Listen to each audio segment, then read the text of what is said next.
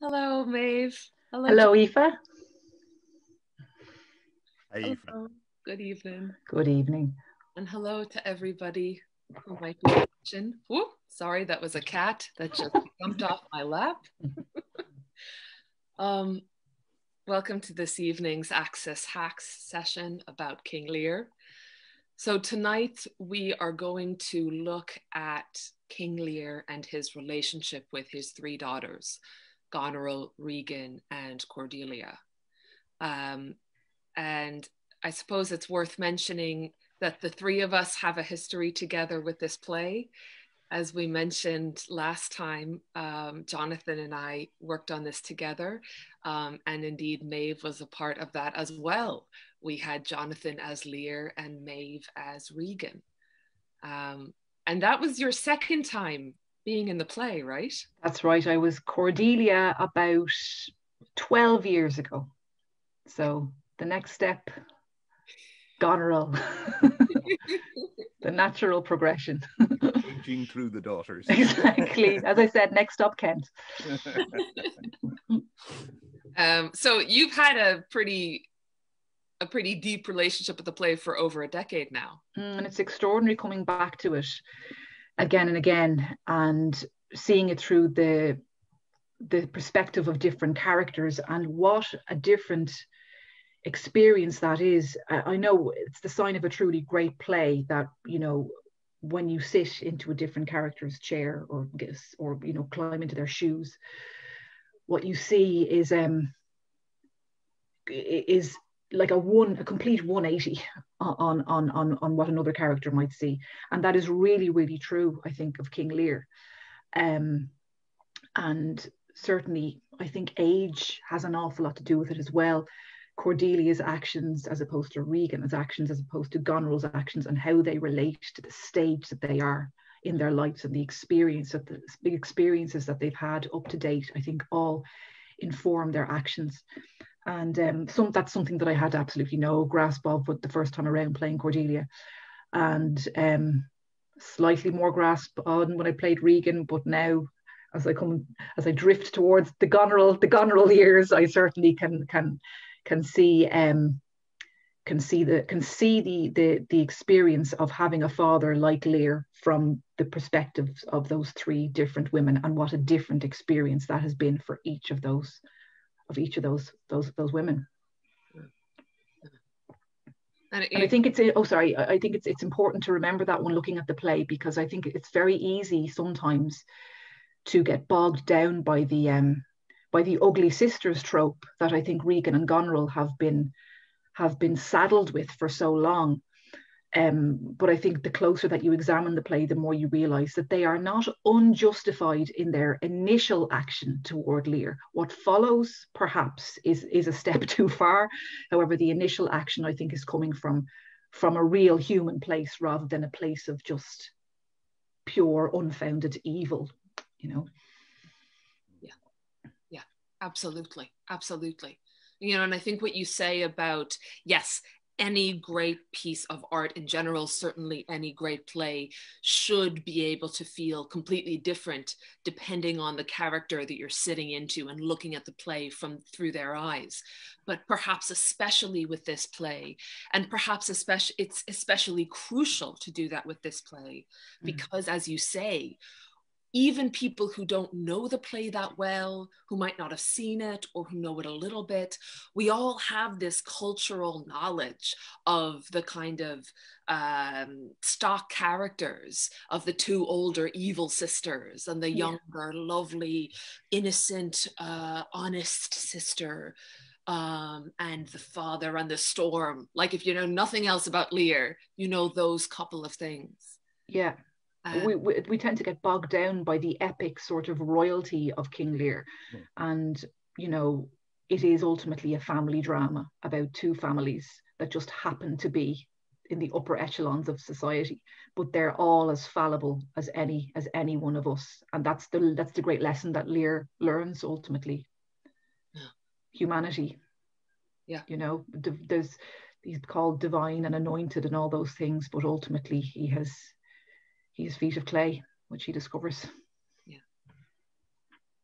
And you know, what you say about like, these are people, and these two older sisters who, yes, we're not going to sit here and defend the kinds of choices that they make as the play goes on.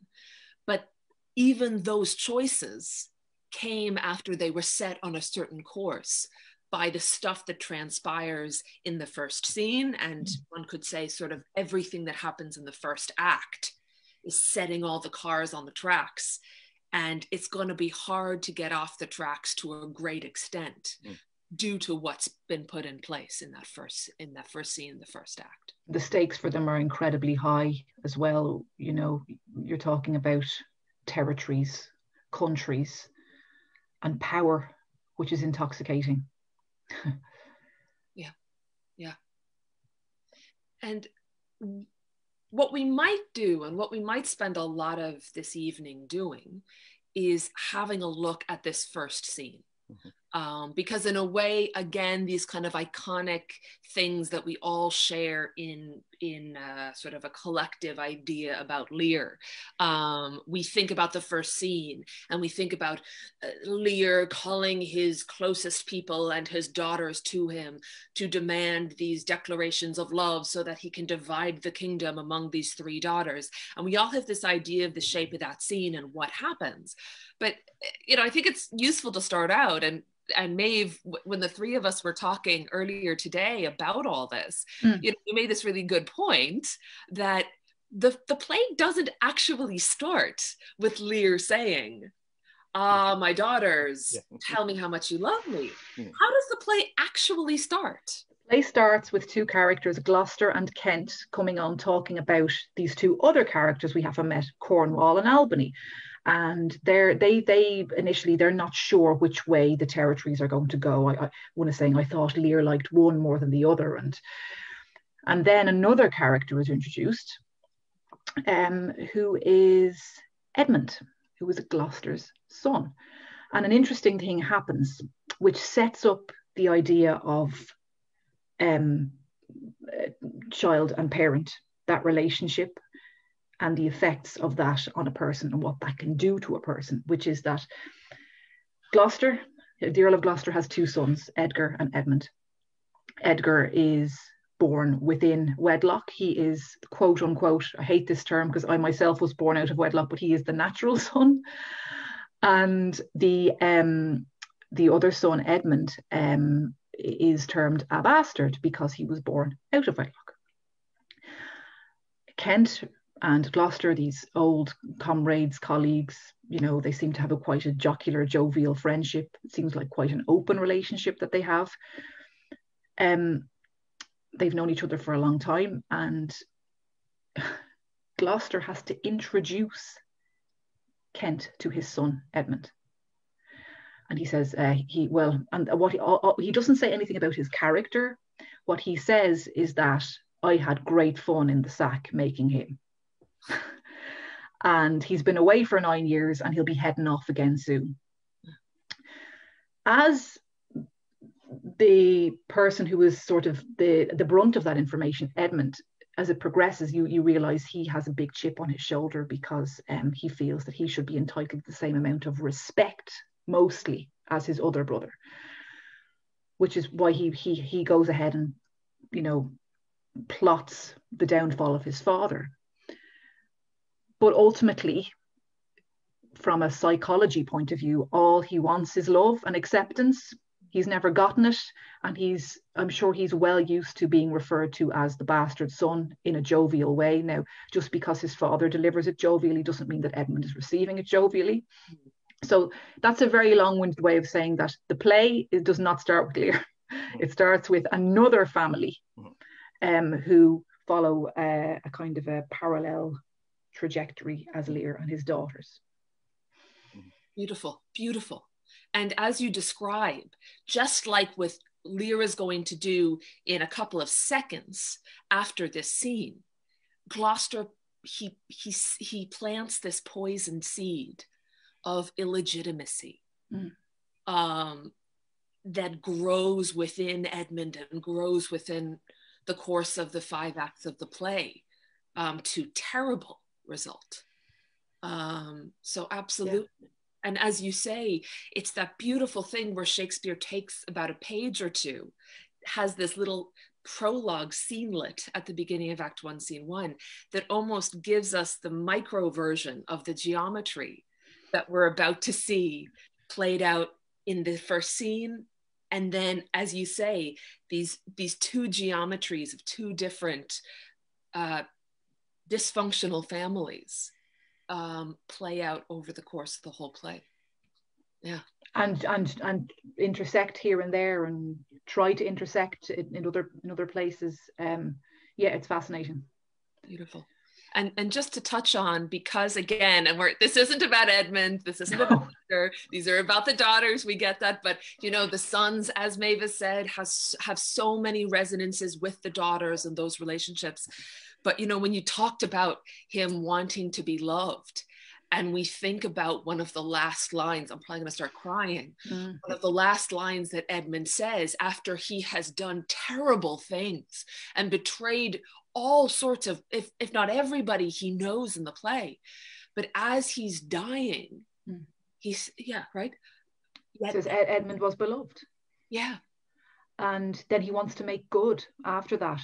And you think what he could have been if he'd only been loved, if he'd used all the intelligence, that quicksilver wit and intelligence that he has for good, what that could have done instead.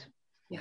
You know, the flip of a coin that he was born under Ursa Major. and as you say, right, okay, or what was I going to say? Well, it's a really wonderful principle to begin with this whole discussion, right? This is a play where, okay, as we talked about last time with myself and Jonathan, okay, there are people who are the villains. Structurally, they are in the play to antagonize the good people, to antagonize the protagonists. Structurally, they have certain jobs to do, sure. But are they just people we can write off? No. And so if we remember that thing that Edmund says, as he is within minutes of being dead, yet Edmund was beloved, that these are the kinds of things that lie at the core of those people we believe to be deplorable, to be lost causes. And there's nothing here in this text that says anything but mustache twirling villains. Okay. So let's undo those presumptions. Okay. These vast, very crude depictions of these apparent uber villains, monsters. Okay, so what we're going to do is, rather than reading the first scene through continuously, we're going to stop and start a little bit with these different pieces of text that begin when King Lear has come in and he's brought his whole gang, he's brought the daughters, he brought everyone to see this big event, this big transaction that's going to take place. And he addresses everyone there and says the following. Meantime, we shall express our darker purpose. Give me the map there. Know that we have divided in three our kingdom, and 'tis our fast intent to shake all cares and business from our age, conferring them on younger strengths, while we, unburdened, crawl toward death. Our son of Cornwall, and you, our no less loving son of Albany, we have this hour a constant will to publish our daughter's several dowers, that future strife may be prevented now. The princes, France and Burgundy, great rivals in our youngest daughter's love, long in our court have made their amorous sojourn, and here are to be answered. Tell me, my daughters, since now we will divest us both of rule, interest of territory, cares of state, which of you shall we say doth love us most, that we our largest bounty may extend where nature doth with merit challenge? Goneril, our eldest born, speak first. Okay, lovely stuff, lovely stuff. So as we find with the entire first act of Lear, every single speech, every single piece of text seems to be doing as many jobs as possible. So here we've got a lot of jobs done in the space of one relatively short speech. So let's enumerate some of the stuff that we're getting in this first speech. Well, in the first line, he's just sent, I can't remember, is it Gloucester or Kent off to attend? Gloucester, yeah. Gloucester to attend France and Burgundy. So he says, we shall express our darker purpose. And he doesn't mean something evil. He means something that I don't necessarily want to share with the wide world yet. Here's what I've decided to do. You don't get a say in it, but I'm dividing the kingdom in 3 so that when I'm gone, when I'm pushing up the daisies, there aren't rows about who is entitled to what.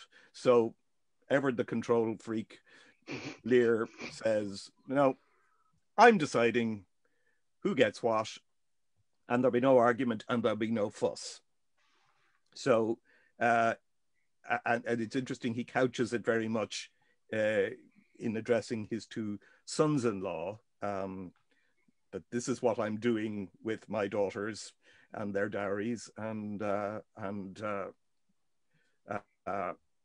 telling you because you're responsible for your wives, the management of your wives' wealth and estates, and also pointing out the fact that we've had these 2 French folk hanging around forever,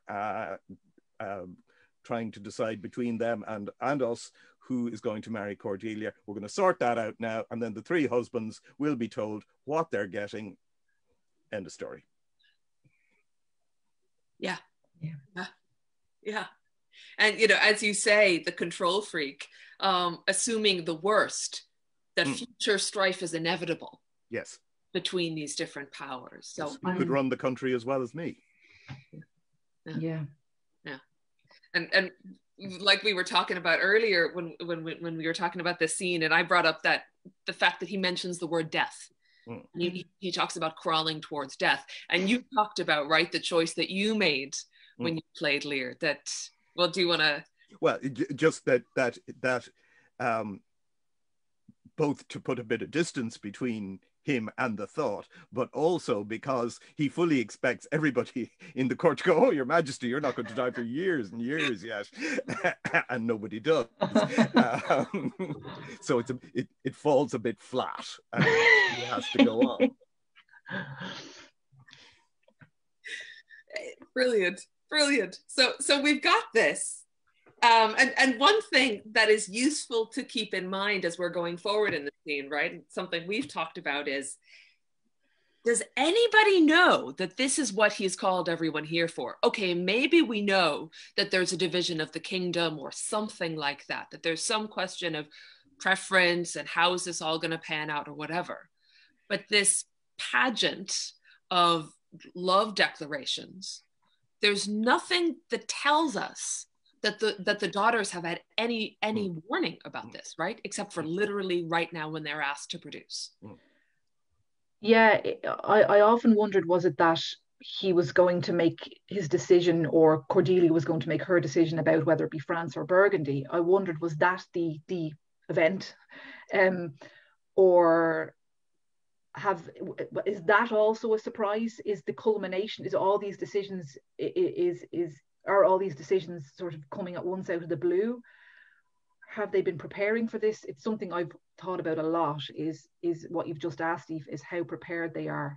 And I think we get an inkling from that, about from the way that they answer him. Brilliant. So let's look at Goneril's response. Lear has asked Goneril to speak, and so she does. Sir, I love you more than words can wield the matter. Dearer than eyesight, space, or liberty. Beyond what can be valued, rich or rare. No less than life, with grace, health, beauty, honour. As much as child ere loved or father found, a love that makes breath poor and speech unable. Beyond all manner of so much, I love you. Brilliant, brilliant. Something we spoke about earlier on is that if you look at the way in Shakespeare, the way the text is structured, if you spoke earlier about iambic pentameter, and how if you observe it, which I wasn't really doing there very well, but if you observe it to the note, you can really tell where Shakespeare intends you to take a large pause or a large breath. And there are generally 10 beats in an iambic line. So if you look at I love you more than word can wield the matter, it goes ba-bum, ba-bum, ba-bum, ba-bum, ba-bum.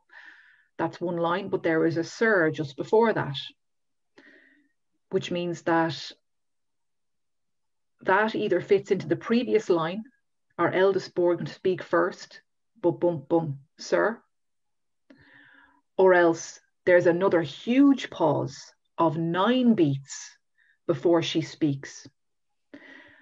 And if you decide on the second version of that, it means that she requires that time to gather her thoughts, which means that they are not prepared for this. She's not rehearsed it. It feels like the sir feels like an rather than a I am ready to go, you know.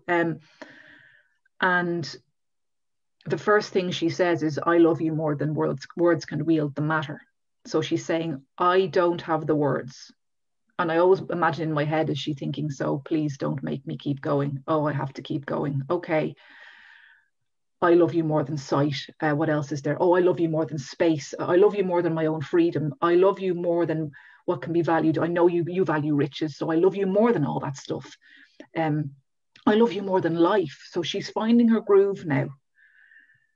And as she goes on, she realizes she runs out of things to say. So she says, I love you so much, I actually can't speak anymore. But I actually love you more than that. Is that okay? Is that enough? Yeah. Did I do my job? Okay, just please give me my kingdom and let me go.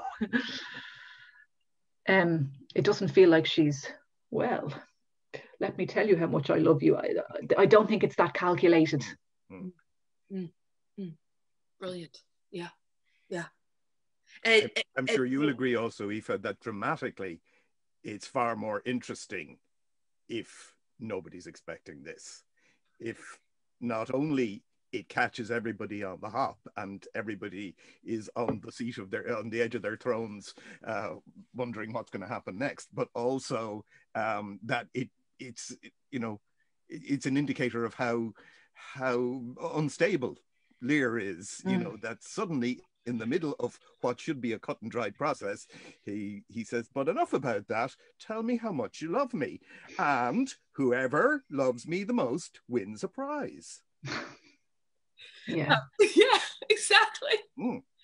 And it's funny because you think about how like plays tend to be structured, and we tend not to have people doing stuff for very long that they expect to do, because that's not a very interesting play, right? Mm-hmm. Like plays tend to be full of people going, oh, is that okay, that's what we're doing, right? Here's what I will do then. That's why it's exciting and not just watching people carry out normal, expected life. Yeah, absolutely. Jonathan, you mentioned earlier on, we were speaking, that I asked you about why Lear does this, and you said you think it's a game. That he's already decided exactly who's getting what. Yes, yeah. And he knows that Cordelia's getting the best third of the kingdom because she's his pet, she's his favorite. So almost in order to justify it, he says, right, we'll make this interesting. And because I think he's used to Cordelia's devotion to him and knows that Cordelia will say something lovely and the whole court will go, ah. Oh. And of course, we're going to give her the nice bit. Yeah. South of England. Well, and it's like, you know, what we'll see in just a moment, right? Exactly as you say, if as Lear says in the first speech, he suggests that whoever says the best stuff is going to get the best stuff. Well, but you've already, the next thing that we hear from you is you're telling Goneril about the land she got. Yes. You haven't even heard the other two people. So how do you know where anything's going? Yeah, except that it's already been decided. Yeah. Very good. Third prize. Yeah. Wales. So Goneril has finished that up. And we don't go straight back to Lear. We have this line from Cordelia, which is the first line that is inner life that we hear in the entire play. Cordelia's line is an aside. It's to the audience. It's to herself. And what does she say? What shall Cordelia do? What shall Cordelia speak? I believe it is. Sorry. What shall Cordelia speak? Love and be silent. So she says that to the side. Yeah. Yeah. And again, if Cordelia, if this was already planned, Cordelia would know exactly what to do. She would have already taken him aside and said, let's not do this, Dad. Yeah. So they don't know. It's a surprise. And not a nice one. Not a nice one. Yeah. So Lear, who has not heard this, we've heard it, and Cordelia has heard it from herself. Lear goes on and says, of all these bounds, even from this line to this, with shadowy forests and with champaigns rich, with plenteous rivers and wide-skirted meads, we make thee, lady, to thine and Albany's issue be this perpetual. What says our second daughter, our dearest Regan, wife to Cornwall? Speak. Okay. So you're laying out this property, you're laying out this land. As I said, it sounds a bit like a travel brochure or an estate agent, you know, saying near to all schools and shopping. Stone's throw. Lovely forests and rivers and that's it, which makes me think slightly that as I said, it's third prize and he's bigging it up a bit to make it. Make it sound, look what I'm generously giving you. Absolutely. Yeah.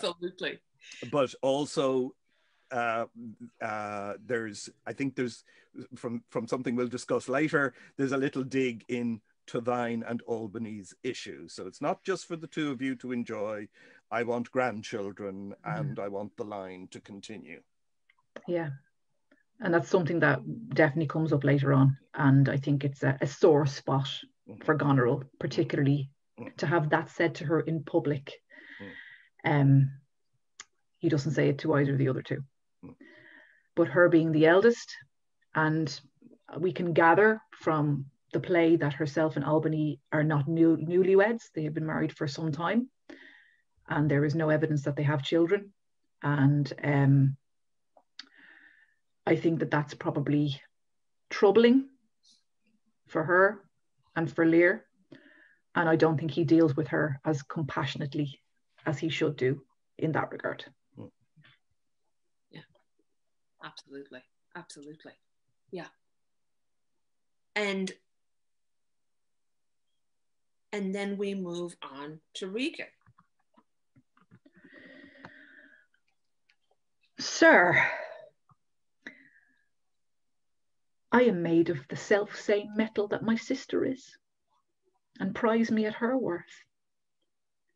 In my true heart I find she names my very deed of love, only she comes too short.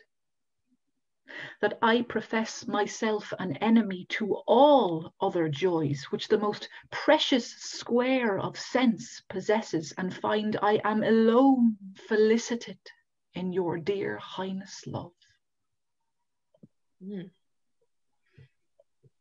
Again, there is, if you have a look at the text, there is a large pause. Sir, I am made, and then we have several beats. So I think it makes sense to place it either before the sir or after the sir, your pause. And again, she's gathering herself, but again, she could have decided what she's going to say from the second Goneril started to speak, and she's just doing a bit of a pause for dramatic effect or suspense, which would not be unlike something that Regan would do, I think. And she's kind of dumping her sister in it a little bit, saying, you know, yeah, I love you just the same as she does, but she didn't really do a very good job about explaining it, did she? I actually love you even more than that. So not only is she bigging herself up, she's pushing her sister down. And she goes so far as to say that she hates everything else except Lear. She's standing there beside her husband and saying, the only thing I love is you. I'm only happy in your love. Yeah. And he loves this. Yeah. Yeah. And as you say, in front of her husband. As the same thing with Goneril. We've got these two married women with their husbands there who have to make this kind of declaration. Yeah, absolutely. And again, there's so many millions of different not diversions, but sure, that's close enough to the word I need. There's so many different threads that we could go off on and spend hours talking about, you know. And I suppose I'll just say, like, you've got this play that's about fathers and daughters and fathers and sons, and there are all these different subplots going on, but we have these really fascinating looks into both of their marriages, don't we? Not huge amounts of stage time, but they're so potent when we have them. And so to see that this dynamic, the first thing that we see these daughters have to do is to claim this kind of, or to declare this kind of absolute love to their male parent in front of their male partners. There is so much to unpack, even in simply that element of it. Yeah. And that they know instinctively that they have to use hyperbole for Lear. They know from him that it would not be enough for them to say, Dad, I think you're great. They have to go to, they know in their bones that wouldn't be enough.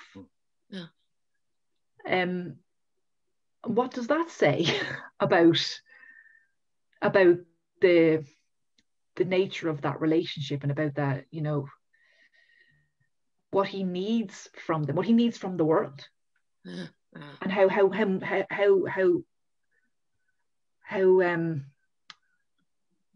what he won't accept as enough. I think that's a big thing about being enough. Yeah.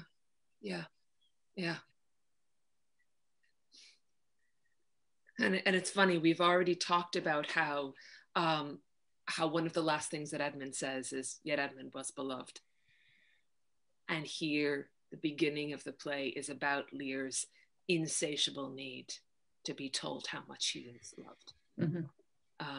And there's so much that we could unpack and talk about in terms of Lear's, as you're talking about, inability to create boundaries, to create useful boxes within which to put his emotions or his emotional needs or his emotional life. He's so extreme. There's no little just gray area of just sitting down and everything's grand. Yeah. You know, he's like his it's like a bipolar sort of, you know, it's so up and down. There's no middle ground, I think, is lacking with Lear. He's so reactionary. Brilliant. Yeah. That's difficult to grow up with. Again, coming back as we're talking about the daughters and Lear, I think that's like narcissistic parent stuff. If we talk in modern psychology sort of terms, that has huge effects on children and how they grow up into adults, and how they then behave in their own relationships and in the world. Yeah. And if we see them, we might see them stumble to kind of, okay, what am I doing? Okay, I have this to say. Okay, fine. They're taking a little time to put their words together because they've been caught on the back foot with this. But at the same time, there's absolutely, as you say, there's nobody saying, Seriously? Yeah, he's just surrounded by enablers, and the one guy who refuses to be an enabler, he vanishes in about 5 minutes' time. Yeah. Basically his best friend, the only honest person apart from the fool. And one thing for us to keep an eye on, and it was something, I know Maeve and Jonathan, you've both had really interesting things to say in our conversations in the past about the age difference possibly between Goneril and Regan and Cordelia. And Maeve, was it you who was bringing up the possibility that Cordelia might have even had a different mom? That's Jonathan. Oh, excuse Jonathan, me. Sorry, yeah. And it's great. It's a great theory. I don't think it's original by any means. But I think, and not going back to the Cinderella story, it does. You do get the feeling that Cordelia, if not actually, is spiritually part of a different family with Lear, has a different relationship with Lear. He's she's the youngest, yes, but there's a fondness and a tenderness there that he doesn't have. He certainly doesn't have any more for his older daughters. Yeah.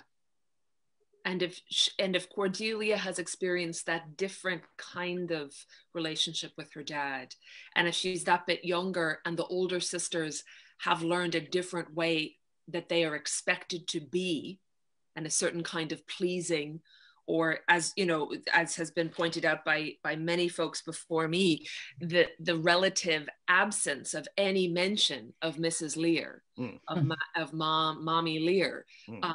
One or two. Sorry? One or two. Yeah, yes.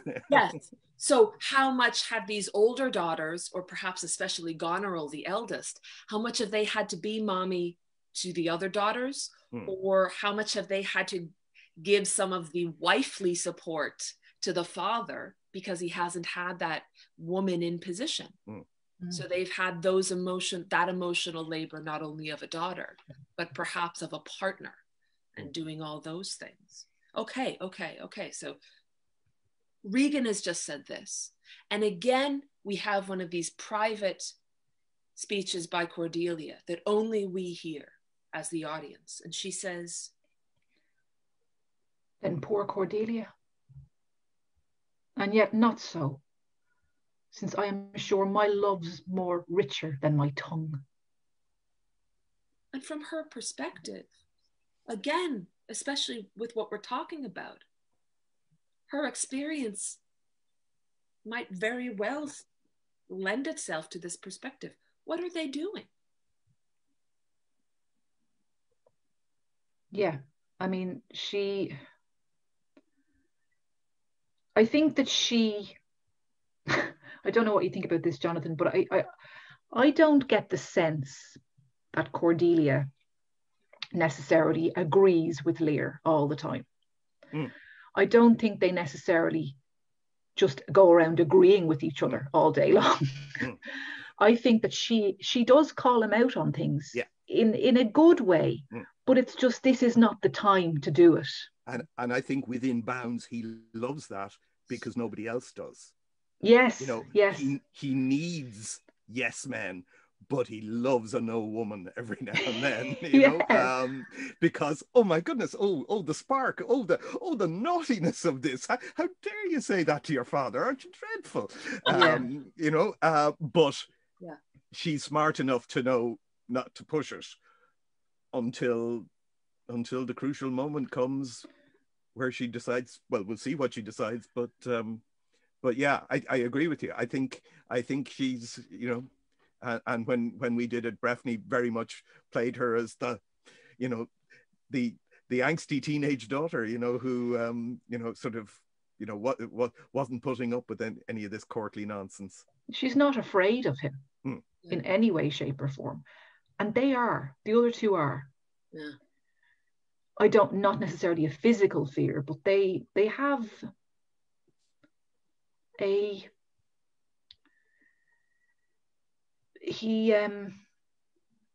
Anybody who inspires that level of hyperbole in somebody there's something extreme going on.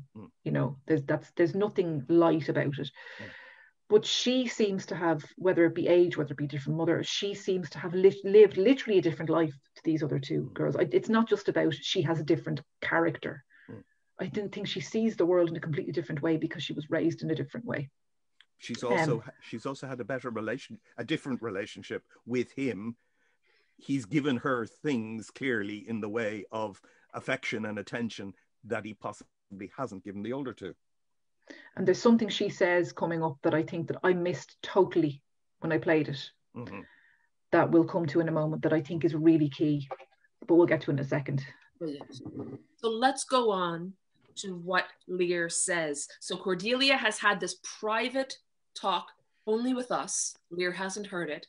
So Lear has just heard Regan one-upmanship the max to Goneril's speech, and she's one-upped everything. And now Lear responds to that. To thee and thine, hereditary ever, remain this ample third of our fair kingdom, no less in space, validity, and pleasure than that conferred on Goneril.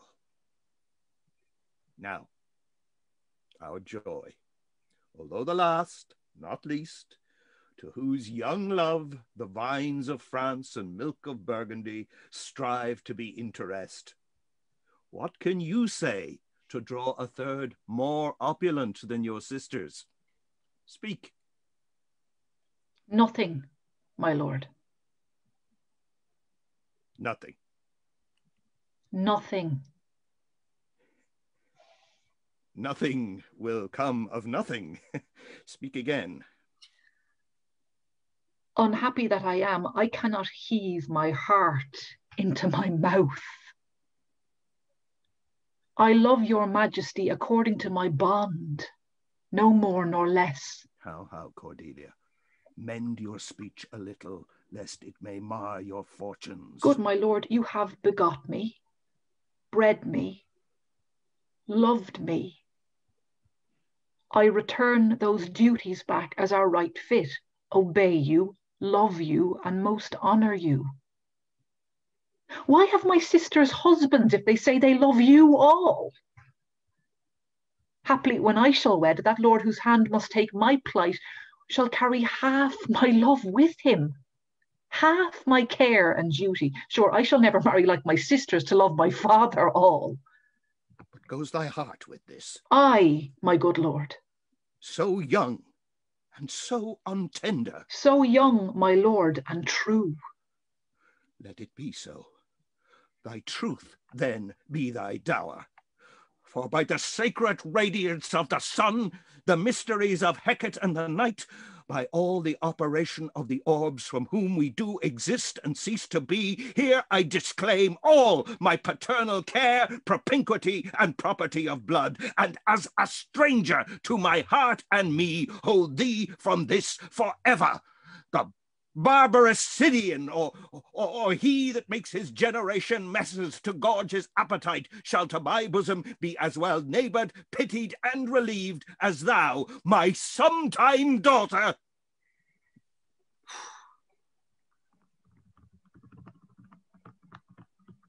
Okay. Is it any wonder there are eggshells around him? The rapidity of that is kind of terrifying. That escalation, and I think it's a complete shock to Cordelia. And just the way you did it there, Jonathan, it just kind of made me think,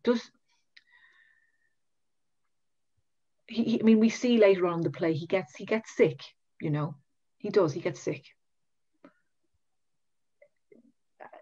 Is this an early sign of it? I wondered that when you played it there. I kind of thought, this is not somebody who is in their right mind. And I wonder is she the only one who maybe has seen these little signs of this sort of, or is he just choleric and this is the first time he's taken it out on her? But to me, it's just so it feels like he's never spoken to her like that before, ever. And not just say Cordelia, like bold girl, to go, I'm like, goodbye forever. Done. In like that. It's terrifying. The thing I wanted to just point out, I'm so sorry, Jonathan, I keep banging on. No, go ahead. The only one tiny thing I wanted to point out was that hit me over the head like a ton of bricks when I was reading it, was I never really gave enough to last time, was that, good my Lord, you have begot me, bred me, loved me, which is something that neither of the other two say to him. Evidence of a completely different relationship, that she has no problem talking about that in public. You love me. It's as simple as that. I'm sorry to have interrupted you earlier. No. I was going to say something that struck me that time, and the notion about the love game being, you know, an unexpected thing.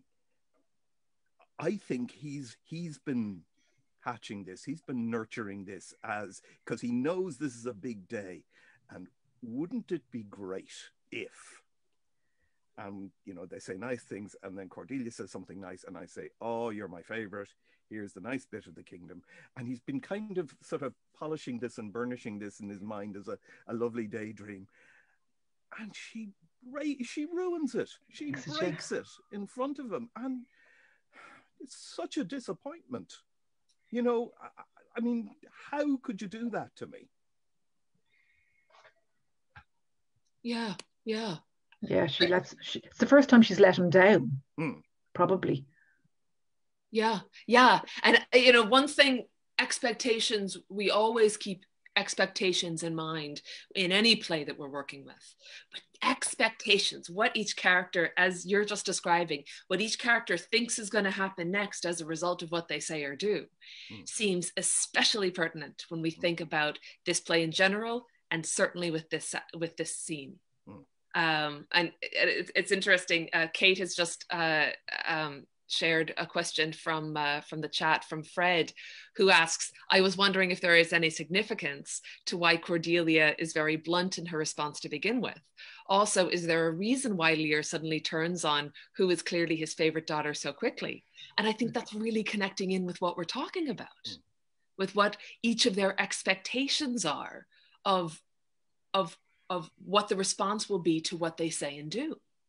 I think, sorry, I want to hear what Maeve says about why Cordelia says what she does. I think in addition to his lovely plan being ruined and the disappointment, he's also been humiliated in front of everybody by her response.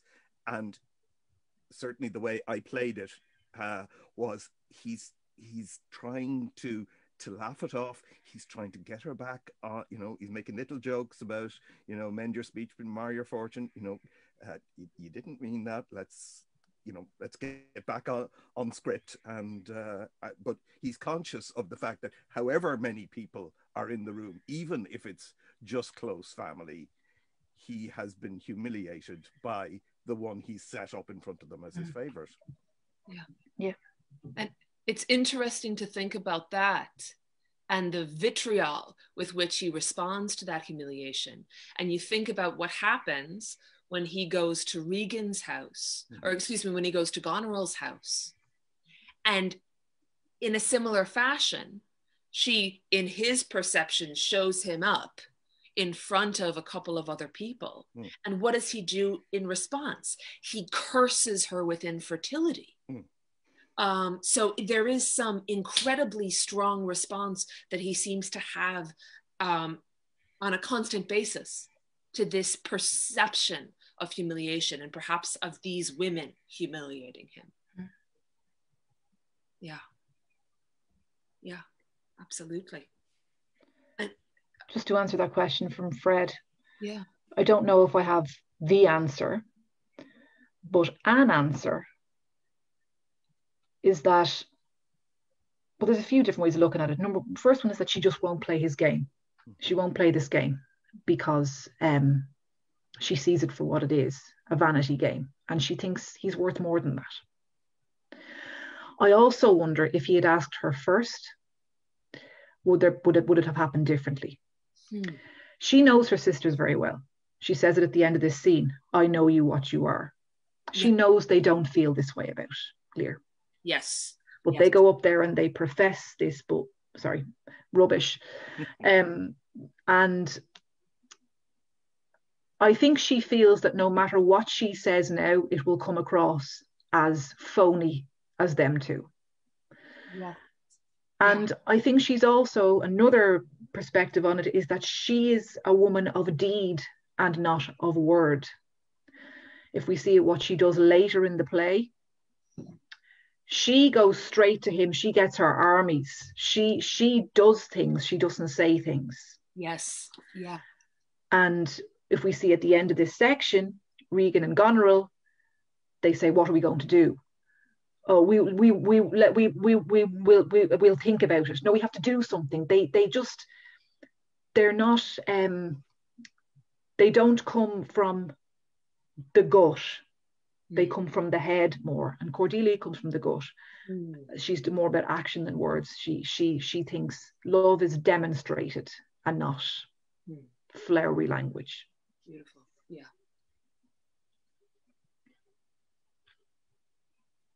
Let's have a look at the last stretch of the play. The play or of the scene? Thank you. It feels like it's a whole play. That escalated quickly. Let's look at the end of the whole of the scene.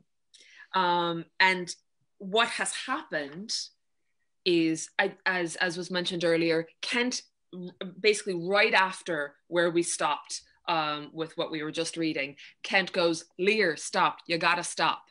And they have a back and forth, which ends up with Lear banishing Kent. So Kent's out of there. His best friend, his closest advisor. Kent talks about loving Lear like a father. And now Kent is out, and if he's found in 6 days in the kingdom, he's dead. And then Lear calls in Burgundy and France, the two suitors for Cordelia's hand, and he tells them that she's worth nothing now. Burgundy says, "You know what, listen, I can't take nothing. Sorry, Cordelia." And France says, "She is a dowry in herself." Great guy, France. France goes, she's fab. Let's go. So the two of them, she's basically going to leave with France with nothing. But France says, "That's enough for me." And France says to Cordelia, basically, Lear has headed off. Everyone has headed off except for Cordelia and her sisters and France, and they're about to leave. And I'm just going to read in Cordelia for this scene because she's just got a couple of lines. But France has just said to Cordelia, "Say goodbye to your sisters." And as far as one can presume, this is the last time they're ever going to see each other, very likely. And Cordelia says, "The jewels of our father, with washed eyes, Cordelia leaves you. I know you what you are, and like a sister and most loath to call your faults as they are named. Use well our father. To your professed bosoms I commit him, but yet, alas, stood I within his grace, I would prefer him to a better place. So farewell to you both. Prescribe not us our duties. Let your study be to content your lord, who hath received you at fortune's alms. You have obedience scanted, and well are worth the want that you have wanted. Time shall unfold what plaited cunning hides. Who cover faults, at last shame them derides. Well may you prosper. And France and Cordelia leave, and Goneril and Regan are alone. Sister, it is not a little I have to say of what most nearly appertains to us both. I think our father will hence tonight. That's most certain. And with you, next month with us. You see how full of changes his age is? The observation we have made of it hath not been little. He always loved our sister most, and with what poor judgment he hath now cast her off appears too grossly. 'Tis the infirmity of his age, yet he hath ever but slenderly known himself. The best and soundest of his time hath been but rash. Then must we look to receive from his age not alone the imperfections of long engraft condition, but therewithal the unruly waywardness that infirm and choleric years bring with them. Such unconstant starts are we like to have from him as this of Kent's banishment. There is further compliment of leave-taking between France and him. Pray you, let's hit together. If our father carry authority with such dispositions as he bears, this last surrender of his will but offend us. We shall further think on't. We must do something, and in the heat. So it's interesting, Maeve, what you talked about earlier, the way that Regan, one of Regan's first moves is to go for her sister and say, my sister hasn't done this declaration of love well enough, so I'm going to do it better. And here then, where does Cordelia go immediately? Is to cast aspersions on her sisters. Mm-hmm. There's that division there. And yeah. Go ahead. No, I'm just agreeing with you. And yeah, that little dig is soon forgotten when the two of them realize that they're going to be lumped with him month on month. Mm-hmm. And then they become allies because it suits them. Mm-hmm. And the way that they talk about his frame of mind and that brilliant line, yet he hath ever slenderly known himself. Mm. Yet he hath ever but slenderly known himself. This sense that they have a sense that his relationship, his self-knowledge has always been limited. You know, it's really striking.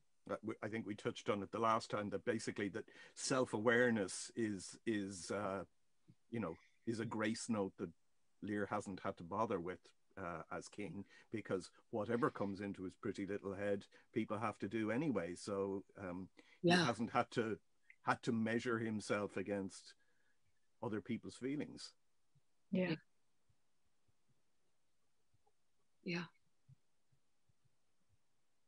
But I love the fact that the end of this scene is the two sisters, the two older sisters.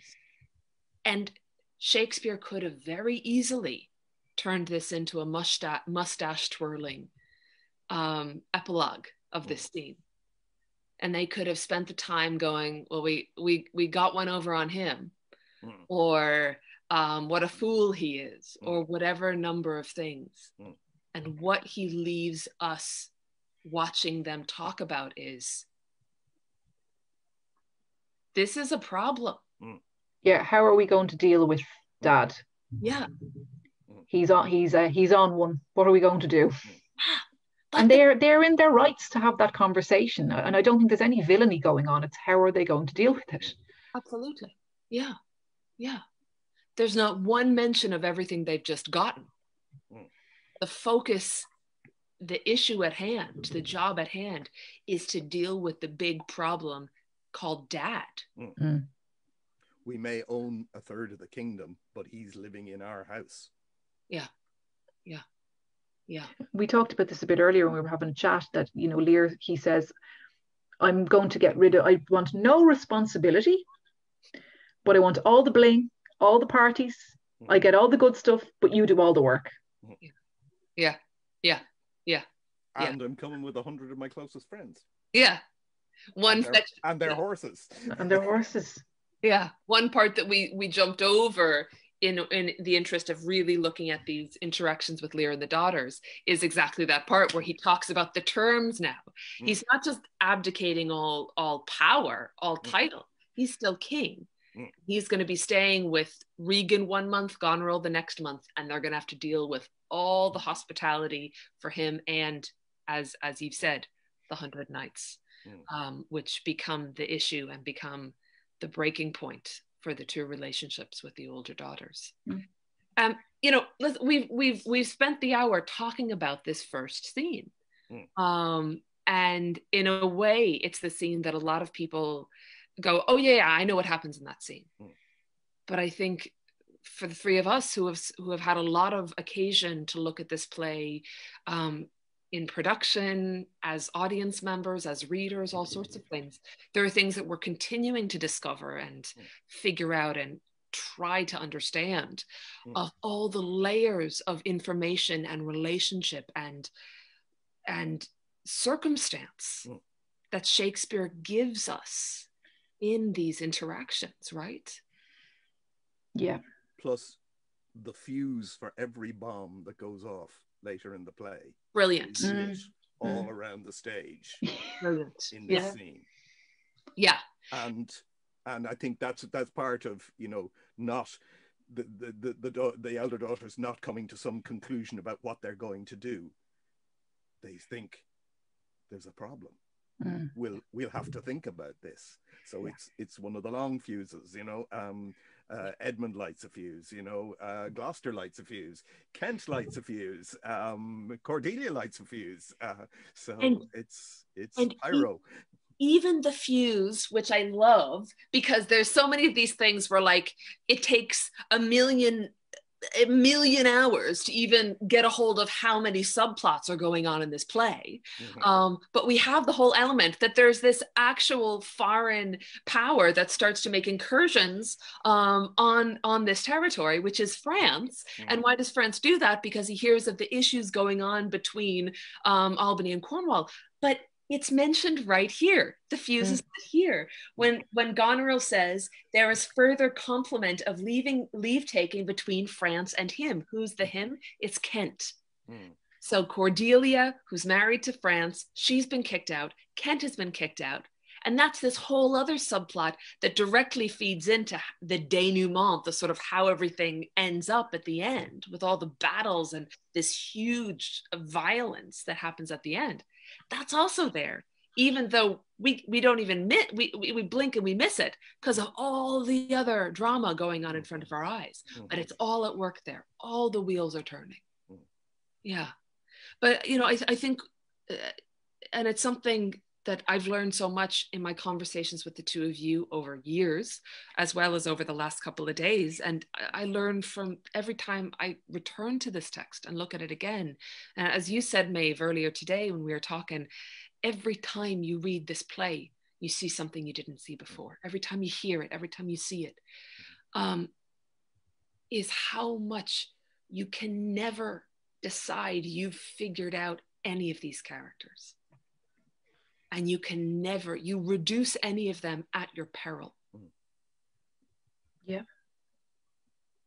And these daughters, any of the three of them, have profoundly human and profoundly complicated and understandable threads that come together to inform their perspective and their choices. Aoife, you and I were speaking before as well about the fact that this play was written at the tail end of an epidemic. And now that we have experienced something of what that's like, we can understand where Shakespeare was perhaps mentally and emotionally when he wrote it. Initially, when he wrote this, which is something I didn't know until he sent me a lovely podcast, is that when he first wrote it, he had Cordelia and Lear live happy ever after, everything was grand. But apparently he was sitting in rehearsal one day and watching the scene. This is how I picture it anyway. No, don't buy it. The world doesn't work like that. And he went off, he went home and he rewrote the last scene because the world he was living in was such a black place at the time that he wanted his play to reflect that.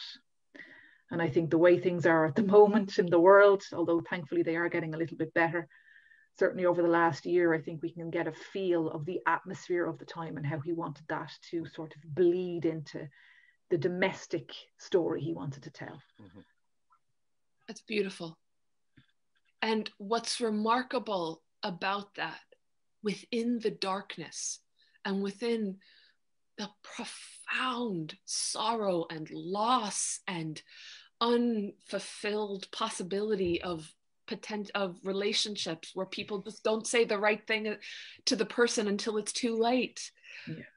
In the midst of all that, we have these moments of redemption throughout. you know?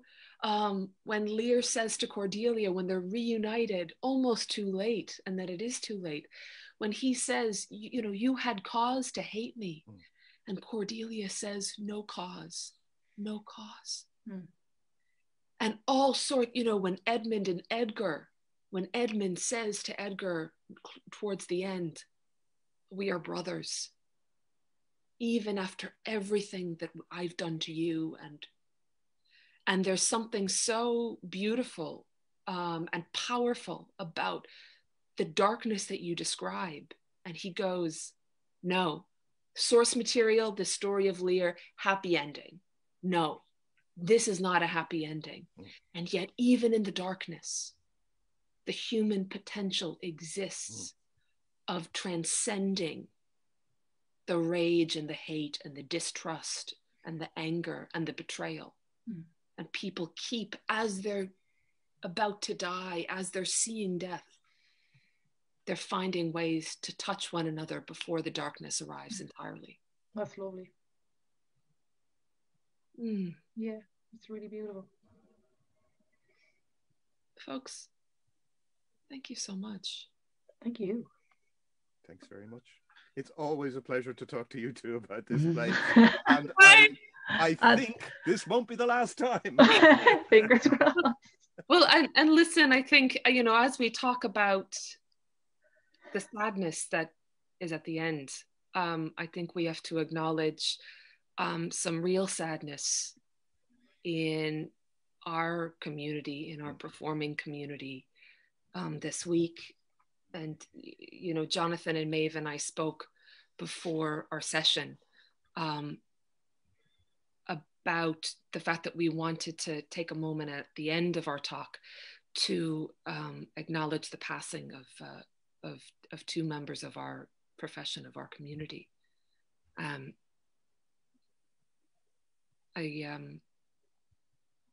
wonder, would you like to say their names? Rhino Grady. And Emma O'Kane. We have a tradition in our tribe, rather than a moment of silence, that at the end of the performance on the night that someone leaves us, we give them one last round of applause. I want to invite everyone watching to join us.